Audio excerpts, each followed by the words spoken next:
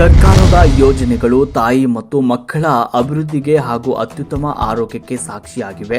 ಉತ್ತಮ ಸದೃಢ ಸಮಾಜ ಕಟ್ಟುವಲ್ಲಿ ಅಂಗನವಾಡಿ ಕಾರ್ಯಕರ್ತೆಯರ ಪಾತ್ರ ಅಪಾರವಾದದ್ದು. 1000 ದಿನಗಳ ಪೌಷ್ಟಿಕ ಆಹಾರ ಎನ್ನುವ ಸರ್ಕಾರದ ಕಾರ್ಯಕ್ರಮ ಬಡ ಕುಟುಂಬಗಳಿಗೆ ವರದಾನವಾಗಿದೆ ಅಂತ ಕಾರ್ಯಕ್ರಮದ ಅಧ್ಯಕ್ಷ ಸಿಡಿಪಿಒ ಹೊನ್ನಪ್ಪ ಅವರು ಹೇಳಿದರು. ತಾಲೂಕಿನ ಸ್ತ್ರೀ ಶಕ್ತಿ ಭವನದಲ್ಲಿ ವಿಶ್ವ ಪೋಷಣ ಮಾಸಾಚರಣೆ ದಿನವನ್ನು ತಾಲೂಕು ಕಾನೂನು ಸೇವಾ ಸಮಿತಿ ಹಾಗೂ ಮಹಿಳಾ ಮತ್ತು ಮಕ್ಕಳ ಅಭಿವೃದ್ಧಿ ಇಲಾಖೆ ಜೊತೆ ಸೇರಿ ಈ ಕಾರ್ಯಕ್ರಮವನ್ನು ಆಯೋಜಿಸಲಾಗಿತ್ತು. ಸಸಿಗೆ ನೀರುಣಿಸುವ ಮೂಲಕ ಸಿವಿಲ್ ನ್ಯಾಯಾಧೀಶರಾದ ಸತೀಶ್ ರವರು ಕಾರ್ಯಕ್ರಮವನ್ನು ಉದ್ಘಾಟಿಸಿದರು.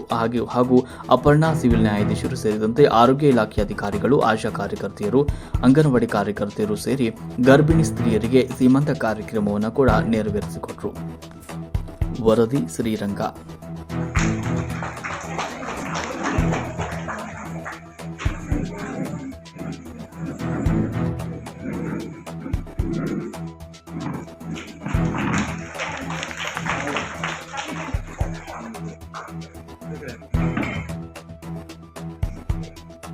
ಆರೋಗ್ಯ ಮಟ್ಟವನ್ನು ಹೆಚ್ಚಿಸಬೇಕಾದ್ರೆ ನಾವೇನೆಲ್ಲ ಮಾಡಬೇಕಾಗತ್ತೆ ಅನ್ನೋದ್ರ ಬಗ್ಗೆ ಮುಖ್ಯವಾಗಿ 1000 ದಿನಗಳು ಅನ್ನೋ ಒಂದು ಶೀರ್ಷಿಕೆಯಲ್ಲಿ ನಾವು ಮಾಹಿತಿಯನ್ನ ಅರಿವನ್ನು ಕೊಡ್ತಾ ಇದ್ದೀವಿ.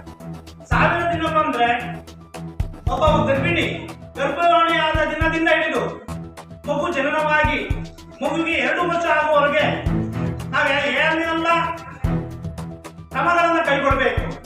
ಅದನ್ನು ಮುಖ್ಯವಾಗಿ ಆರೋಗ್ಯದ ಬಗ್ಗೆ ಮತ್ತು ಪೌಷ್ಟಿಕ ಆಹಾರದ ಬಗ್ಗೆ ಹಂತ ಹಂತವಾಗಿ ಅವರಿಗೆ ಪೌಷ್ಟಿಕಾಹಾರ ಕೊಡಿಸುವ ಬಗ್ಗೆ, ಆರೋಗ್ಯ ತಪಾಸಣೆ ಮಾಡಿಸುವ ಬಗ್ಗೆ ಮತ್ತೆ ಚುಚ್ಚುಮದ್ದುಗಳನ್ನು ನಿಯಮಾನುಸಾರ ಕಾಲಕ್ಕೆ ನೀಡುವುದರಿಂದ ಮುಖ್ಯವಾಗಿ ತಮ್ಮ ಒಂದು ಪರಿಸರವನ್ನ ಸ್ವಚ್ಛವಾಗಿಡುವುದರ ಮುಖಾಂತರ ಪ್ರತಿಯೊಬ್ಬರು ಸಹ ಆರೋಗ್ಯವನ್ನು ಪಡೆಯುವ ಬಗ್ಗೆ ಅರಿವು ಕಾರ್ಯಕ್ರಮಗಳನ್ನ ನಮ್ಮ ಅಂಗನವಾಡಿ ಮಟ್ಟದಲ್ಲಿ ನಡೆಸಿಕೊಂಡು ಬಂದಿದ್ದೀವಿ. ನಮ್ಮ ಕೆಲ ಸರ್ಕಾರದವರು 18-19ನೇ ಸಾಲಿನಲ್ಲಿ ಈ ಒಂದು ಪೋಷಣ್ ಮಾಸಾಚರಣೆ ಕಾರ್ಯಕ್ರಮವನ್ನ ಹೊಸದಾಗಿ ಜಾರಿಗೆ ತಂದರು. ಅಲ್ಲಿಂದ ಇಲ್ಲಿವರೆಗೂ ಕೇವಲ ಸೆಪ್ಟೆಂಬರ್ ತಿಂಗಳಲ್ಲಿ ಮಾತ್ರ ಅಲ್ಲದೆ ಪ್ರತಿ ದಿವಸವೂ ಸಹ ನಮ್ಮ ಒಂದು ಅಂಗನವಾಡಿ ಕೇಂದ್ರಗಳಲ್ಲಿ 0 ಇಂದ 6 ವರ್ಷದ ಮಕ್ಕಳು, ಗರ್ಭಿಣಿ ಬಾಣಂತಿಯರು ಹಾಗೂ ತಾಯಂದಿರಿಗೆ ಆರೋಗ್ಯ ಉತ್ತಮ ಮಟ್ಟದಲ್ಲಿ ಇರಬೇಕಾದ್ರೆ ನಾವು ಏನೆಲ್ಲ ಮಾಡಬೇಕು ಅನ್ನೋದ್ರ ಬಗ್ಗೆ ನಮ್ಮ ಅಂಗನವಾಡಿ ಕಾರ್ಯಕರ್ತರು ಮತ್ತು ಆರೋಗ್ಯ ಇಲಾಖೆ ಸಿಬ್ಬಂದಿಯವರು ಅರಿವು ಕಾರ್ಯಕ್ರಮಗಳನ್ನು ಹಮ್ಮಿಕೊಂಡಿದ್ದಾರೆ. ನಮ್ಮ ಒಂದು ಪೋಷಣ್ ಮಾಸಾಚರಣೆಯ ಮುಖ್ಯ ಉದ್ದೇಶ ಏನು ಅಂದ್ರೆ ಮುಖ್ಯವಾಗಿ ಅದನ್ನು 0 ಇಂದ 6 ವರ್ಷದ ಮಕ್ಕಳು, ಗರ್ಭಿಣಿ ಬಾಣಂತಿಯರ ಆರೋಗ್ಯ ಬರೋವರೆಗೂ ಅವರ ಒಂದು ಕಣ್ಣ ತಪ್ಪಿಸಿ ಎಲ್ಲೂ ಹೋಗಂಗೆ ಇಲ್ಲ.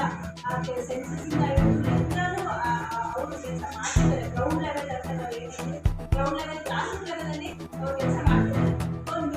ನಿಮ್ಮಗಳಿಗೆ ಜನಸಾಮಾನ್ಯರಿಗೆ ಮಕ್ಕಳಿಗೆ ಈ ಸರ್ಕಾರದ ಯೋಜನೆಗಳಲ್ಲಿ ಅವರು ಮೂಲಕ ತಲುಪ್ತಿದೆ ಅಂತ ನಾವು ಭಾವಿಸ್ತೀವಿ. ಈಗಾಗಲೇ ಹೇಳಿದ್ದಾರೆ ಈ ಸಮತೋಲನ ಆಹಾರ ಅದ್ರ ಬಗ್ಗೆ ಎಲ್ಲ ಈಗ ಸಾಹೇಬರು ಹೇಳ್ತಾರೆ. ನಾನು ಒಂದೇ ಹೇಳಕ್ಕೆ ಇಷ್ಟಪಡ್ತೀನಿ. ಈಗ ನಾವು ಸಮತೋಲನ ಆಹಾರ ಅಂತ ನಾವೇನು ಹೇಳ್ತೀವಿ ಅದು carbohydrates, proteins, fat, minerals, vitamins ಎಲ್ಲನೂ ಕೂಡಿದೆ. ನಮ್ಮ ಮಕ್ಕಳು ಈಗ 1 ವರ್ಷದಿಂದ 10 ವರ್ಷ ಅವ್ರು ಆಗೋವರೆಗೂ ಒಂದು ಸ್ವಲ್ಪ ಇಮ್ಯುನಿಟಿ ಕಡಿಮೆ ಇದೆ. ಅದು ಬೆಳೆಯೋ ನಿಟ್ಟಿನಲ್ಲಿ ಕೆಲವೊಂದು ಆಹಾರ ಪದಾರ್ಥಗಳು ಅವ್ರ ಮೈಗೆ ಹತ್ತೋದಿಲ್ಲ. ಅಂದರೆ ಅಲರ್ಜಿಗಳು ಆಗ್ತವೆ ಕೆಲವೊಂದು ಪದಾರ್ಥಗಳು. ಫಾರ್ ಎಕ್ಸಾಂಪಲ್ ಈಗ ಬದನೆಕಾಯಿ ಅಂತ ತಗೊಂಡ್ರೆ ಪೋಷಕ ಆಹಾರಗಳನ್ನು ಕೊಡ್ತಾ ಇದೆ. ನಂತರ ಅಂಗನವಾಡಿಯಲ್ಲಿ ಶಾಲೆಗಳಲ್ಲಿ ಸಹ ಮಕ್ಕಳಿಗೆ ಒಂದು ಪೋಷಣೆಯಾದಂತಹ ಆಹಾರವನ್ನು ಕೊಡ್ತಾ ಇದ್ದಾರೆ. ನಮ್ಮ ಈ ಒಂದು ಸರ್ಕಾರದ ಇಲಾಖೆಗಳಲ್ಲಿ ಕೆಲವು ಇಲಾಖೆಗಳು ಯಾವುದೇ ಭ್ರಷ್ಟಾಚಾರ ಇಲ್ಲದೆ ಉತ್ತಮವಾದ ಕೆಲಸವನ್ನ ಮಾಡ್ತಾ ಇದ್ದಾರೆ. ಅದರಲ್ಲಿ ಮಹಿಳಾ ಮತ್ತು ಮಕ್ಕಳ ಅಭಿವೃದ್ಧಿ ಇಲಾಖೆ ಒಂದು ಉತ್ತಮವಾದ ಕೆಲಸ ಮಾಡುತ್ತಿದೆ ಅಂತ ಹೇಳಿದರೆ ತಪ್ಪಾಗಲಾರದು. ಈ ನಿಟ್ಟಿನಲ್ಲಿ ತಾವೆಲ್ಲರೂ ಮಕ್ಕಳಿಗೆ, ಗರ್ಭಿಣಿಯರಿಗೆ ಒಂದು ಒಳ್ಳೆಯ ಆಹಾರವನ್ನು ಕೊಡ್ತಿರುವುದು ತುಂಬ ಶ್ಲಾಘನೀಯ. ಇದೇ ರೀತಿಯ ಒಂದು ಕೆಲಸವನ್ನು ತಾವೆಲ್ಲ ಮಾಡಿಕೊಂಡು ಹೋಗಿ ನಂತರ ಕೆಲವೊಂದು ಸಂದರ್ಭದಲ್ಲಿ ಕೈ ತಪ್ಪಿ ಆಹಾರದಲ್ಲಿ ತೊಂದರೆ ಉಂಟಾಗ್ಬೋದು ಅಥವಾ ಉತ್ತಮವಾದ ಒಂದು ಆಹಾರವನ್ನು ಕೆಲಸದ ಒತ್ತಡದಲ್ಲಿ ಆಗ್ಬೋದು. ಈ ನಿಟ್ಟಿನಲ್ಲಿ ತಾವು ತುಂಬಾ ಸೂಕ್ಷ್ಮವಾಗಿ, ಯಾಕಂದ್ರೆ ಗರ್ಭಿಣಿಯರು ಇರ್ತಾರೆ, ಚಿಕ್ಕ ಚಿಕ್ಕ ಮಕ್ಕಳಿರ್ತಾರೆ, ಅದು ಅಪ್ಪುವ ಊಟದಲ್ಲಿ ತೊಳೆದುಕೊಂಡ ಆಹಾರದಲ್ಲಿ ವ್ಯತ್ಯಾಸವಾದರೆ ಜೀವಕ್ಕೆ ತೊಂದರೆಯಾಗುವ ಒಂದು ಪರಿಸ್ಥಿತಿ ಬರ್ಬೋದು. ಈ ನಿಟ್ಟಿನಲ್ಲಿ ತಾವೆಲ್ಲ ತುಂಬಾ ಜಾಗೃತಿಯಾಗಿ ಕೆಲಸ ಮಾಡಬೇಕು. ಈಗೂ ಸಹ ಉತ್ತಮವಾಗಿ ಕೆಲಸ ಮಾಡ್ತಾ ಇದ್ದೀರಾ. ಇನ್ನು